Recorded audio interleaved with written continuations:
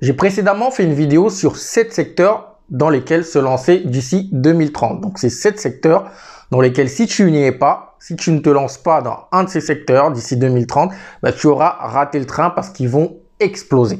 Et parmi ces secteurs-là, il y avait la blockchain. Donc aujourd'hui, on va parler de blockchain et surtout de comment la blockchain s'applique à l'industrie. Parce que ça, c'est très important d'avoir cette vue-là. On parle beaucoup de blockchain, mais dans le réel, qu'est-ce que ça donne? Donc, si tu veux savoir comment ça peut s'appliquer à l'industrie et éventuellement avoir des idées pour implanter ça pour ton entreprise ou pour un autre business, reste jusqu'à la fin de cette vidéo. Je t'invite donc à rester connecté et concentré. Alors, on entend beaucoup parler de blockchain, notamment avec les crypto-monnaies. Mais il faut savoir que les crypto-monnaies, c'est pas la blockchain. Les crypto-monnaies utilisent le système, la technologie blockchain. Donc, ce n'est qu'une petite partie de la blockchain. Derrière, il y a vraiment un énorme système qui peut être applicable à autre chose que les crypto-monnaies. Et donc, c'est ce qu'on va voir aujourd'hui. Mais pour comprendre ce que je vais vous expliquer, donc notamment aujourd'hui, on va parler de la blockchain dans l'industrie agroalimentaire. On va essayer de comprendre ce que c'est que la blockchain. Donc, je vais l'expliquer très clairement, d'accord, pour que tout le monde puisse comprendre. Mais si vous voulez des précisions, je vais mettre des sites en dessous. Il y a des sites comme Cryptos, etc. où vous pouvez aller décortiquer pour avoir plus de détails. Mais là, on va donner une définition simple pour que tout le monde puisse comprendre. Alors, qu'est-ce que la blockchain? Donc, la blockchain est un système informatique, donc une base de données structurée en blocs. Et donc, cette base de données-là permet d'enregistrer et de sécuriser les transactions. Et donc, la blockchain a 4 caractéristiques qui fait qu'elle est révolutionnaire. Donc, la première, c'est la résilience du système. Il faut savoir qu'un bloc, donc pour terminer un bloc, ça se fait par forme de nœud. Donc, pensez à un nœud que vous faites sur une autre corde pour avoir une très grande corde. Et bah, ce qui est bien dans la blockchain, c'est que même si un nœud arrête de fonctionner, bah, la blockchain, elle continue à tourner. Elle ne s'arrête jamais. Elle continue tout le temps à tourner. Donc, rien ne peut stopper la blockchain, même si un nœud ne fonctionne plus. La seconde caractéristique, c'est la désintermédiation.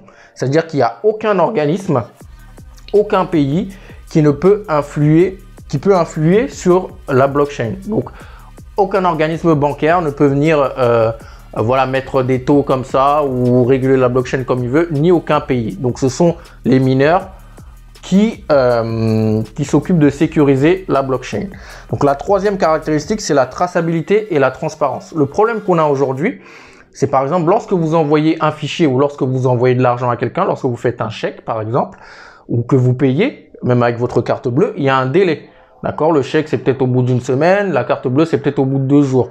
Et bah, lorsque vous payez, vous pouvez dépenser les sommes qu'il y a sur votre compte. Et donc, du coup, la personne, lorsqu'elle va vouloir faire la transaction, ben, il n'y aura plus les sous. Ou lorsqu'elle va vouloir retirer son chèque, il n'y a plus rien dedans. Avec la blockchain, c'est impossible. Parce qu'à partir du moment où vous envoyez, vous faites une transaction, elle ne vous appartient plus.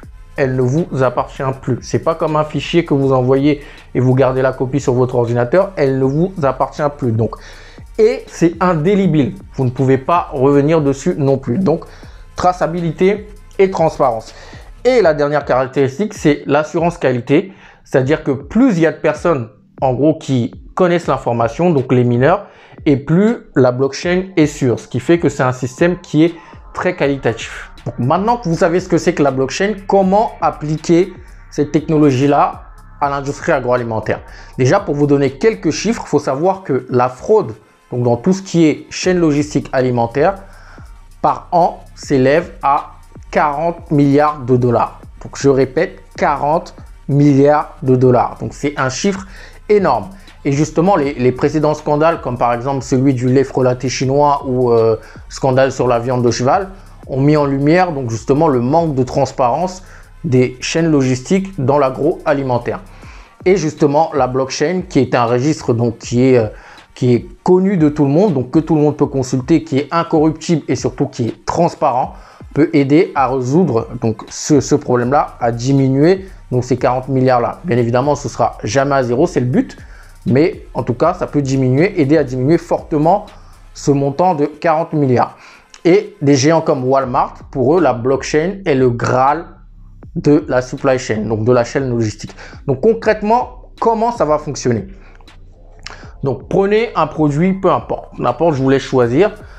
Il faut savoir que la première chose qui sera possible, c'est que chaque partie prenante donc de la chaîne logistique du produit que vous avez choisi va inscrire chaque opération, c'est-à-dire de la culture à la production du produit. Donc, toutes les étapes par lesquelles le produit passe va être inscrit dans la blockchain. Donc, ça, c'est la première étape. Donc, vous pourrez inscrire ces étapes-là dans la blockchain de manière manuelle, donc par ordinateur ou par scan. Donc, vous mettez des capteurs sur vos produits, ça scanne et ça envoie directement dans la blockchain. Donc, chaque partie autorisée, parce que tout le monde ne sera pas autorisé à aller consulter, chaque partie autorisée pourra regarder qui a inscrit quoi. D'accord? Donc, vous allez, par exemple, on va dire que c'est vous, vous allez dans le système, vous regardez qui a mis quoi comme information et à quelle heure. Et donc, il doit remplir plusieurs informations, par exemple la température, où est-ce qu'il a stocké, l'endroit, à telle heure. Donc, tout ça, tout le monde, enfin, les parties qui seront autorisées pourront regarder ces infos-là. Et donc, ce qui permet, bien avant que le produit arrive dans nos magasins, de détecter les fraudes ou les viandes qui ne sont pas bonnes. Ça évite les vaches folles, ça évite le scandale de la viande de cheval, ça évite les frelatés, ça évite tout ce qu'on a, tout ce que le consommateur peut risquer donc lorsqu'il va acheter un produit en magasin. Donc, ça permet de détecter la fraude et par exemple des mauvais produits avant que cela n'arrive chez le consommateur. Et ça, franchement, c'est le Graal. Voilà ce que je voulais partager aujourd'hui avec vous, donc sur la blockchain et son application sur l'industrie agroalimentaire. Donc, il y aura d'autres vidéos. Je vous ai dit que c'est une série, donc sur d'autres industries à laquelle la blockchain peut également servir et révolutionner cette industrie-là.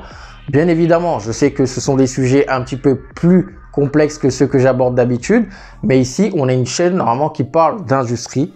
Donc, attendez-vous à avoir ce genre de sujet. En tout cas, j'espère que tout a été clair pour vous, mais si il y a un point voilà, qui n'a pas été clair pour vous, n'hésitez pas à me le dire en commentaire. Donc, la semaine prochaine, on se retrouve pour une nouvelle vidéo, un nouveau thème.